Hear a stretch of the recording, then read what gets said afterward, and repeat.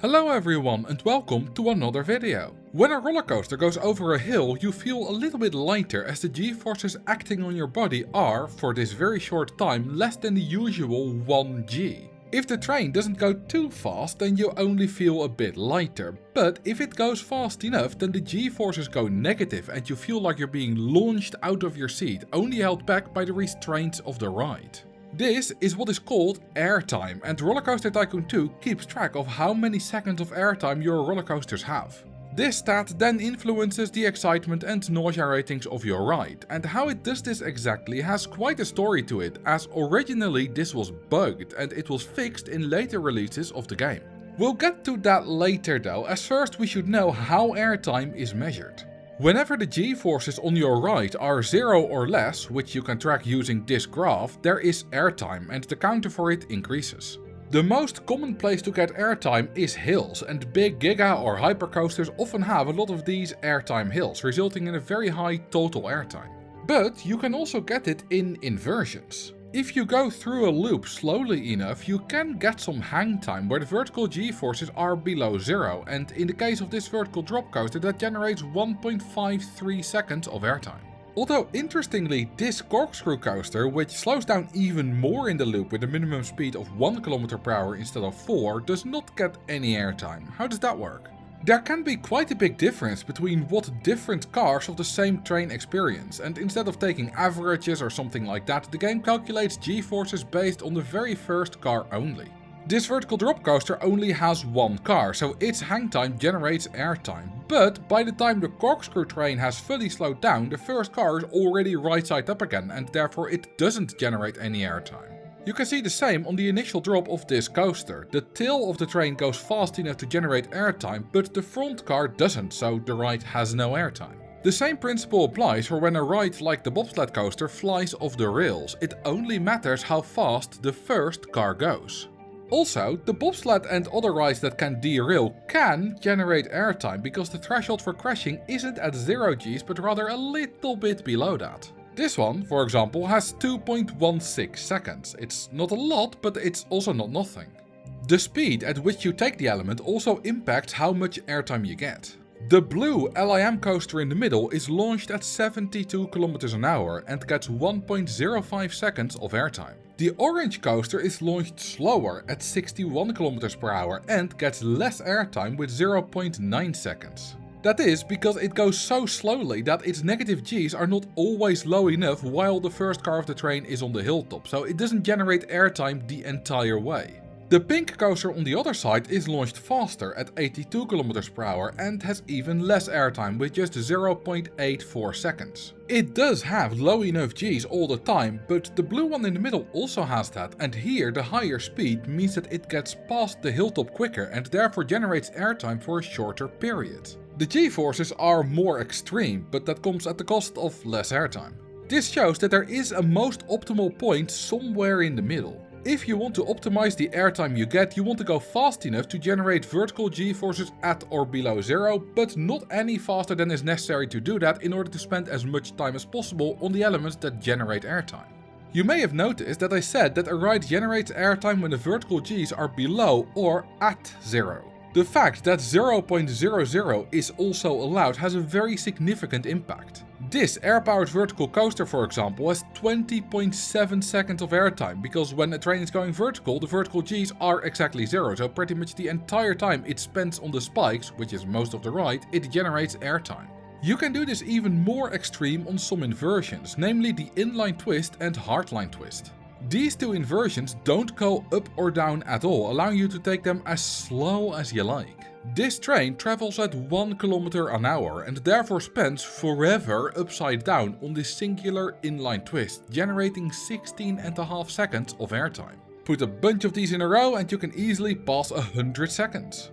The hardline twist of the hardline coaster is the same, and this design, which may look familiar to you for reasons we'll get into later, already has 26 seconds of it. So far, I've only told you that the airtime increases when the vertical Gs are 0 or less, but the way it actually gets measured is by counting the number of game ticks where that is true. RollerCoaster Tycoon 2 runs at a speed of 40 game ticks per second, so if you have 3 seconds of airtime, then that is equivalent to 120 ticks, or at least that's what you would think, but in reality it's only 100 ticks. That is because the conversion between ticks of airtime and a human-readable number is not entirely accurate, as the game simply takes the number of ticks, multiplies it by 3 and sticks a decimal point in it.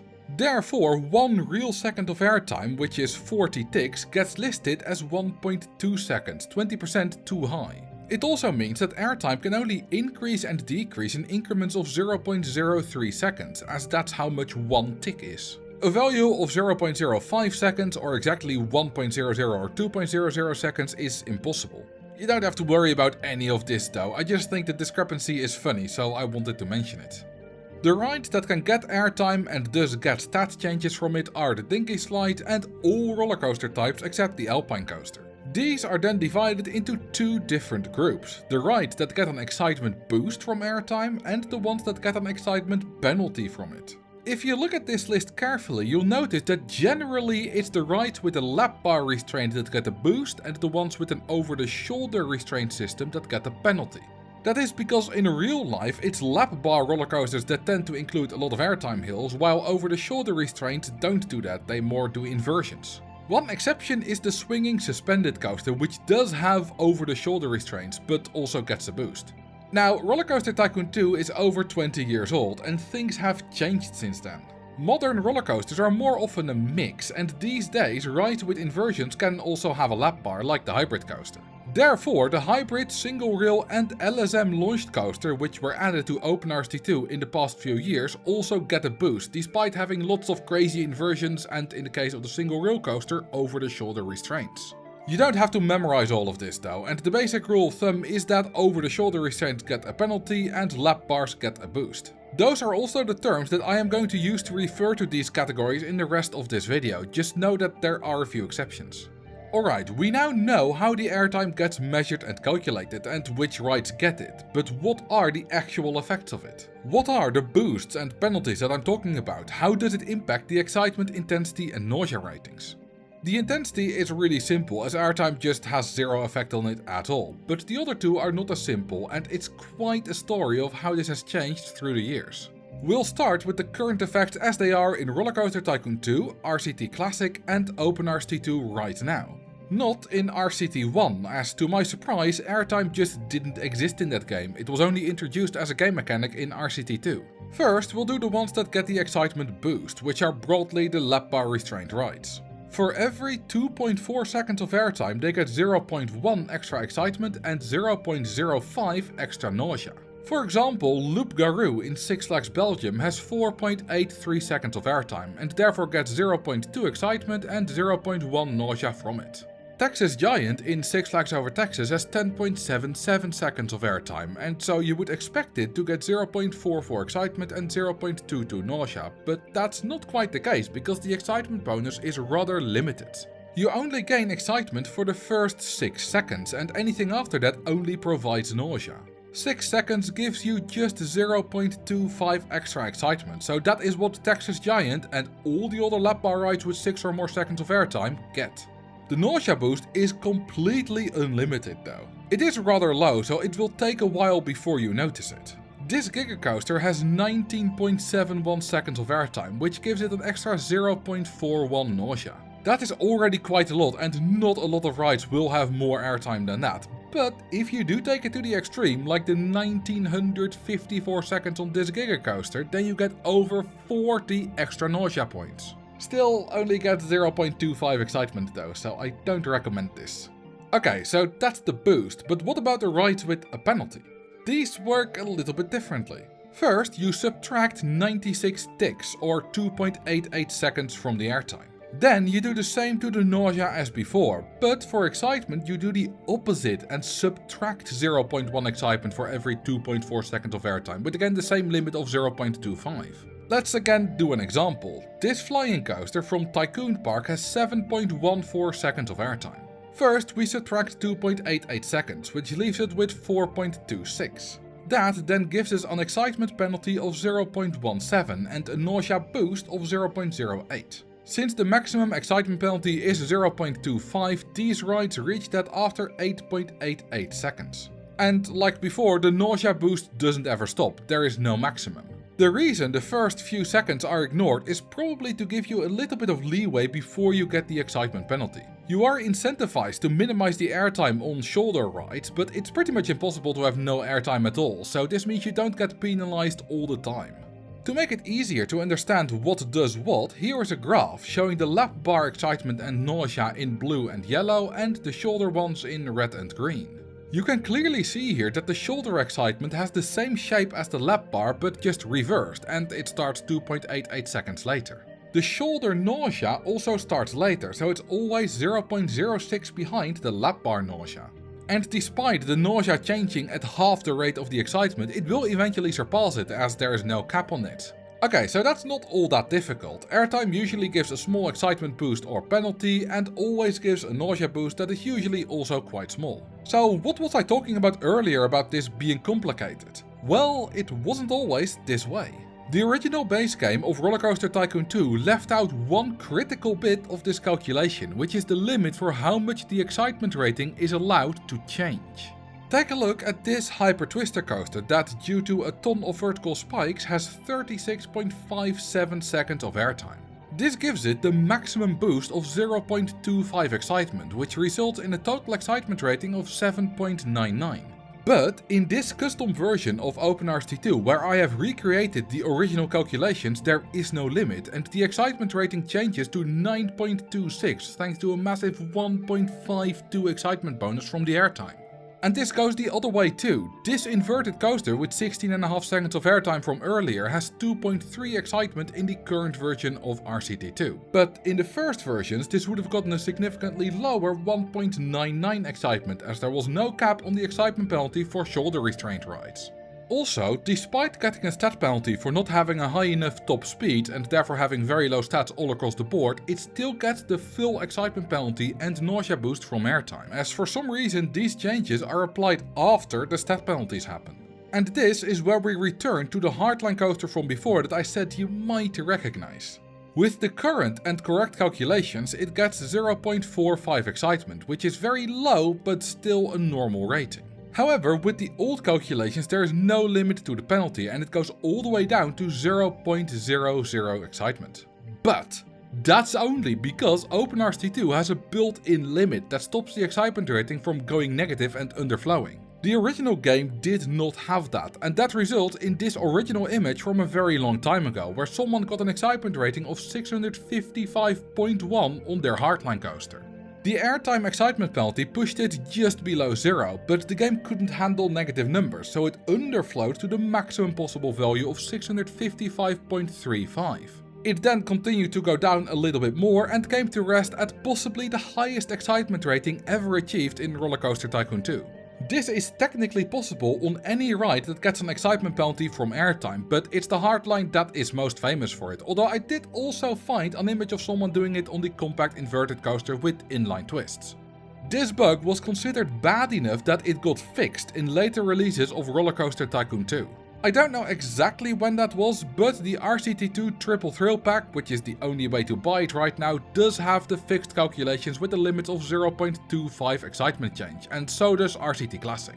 This phenomenon is why me and a lot of others have been confused when we tried to recreate this ride and didn't get crazy high excitement ratings. We did everything right, we were just playing on a different version of the game.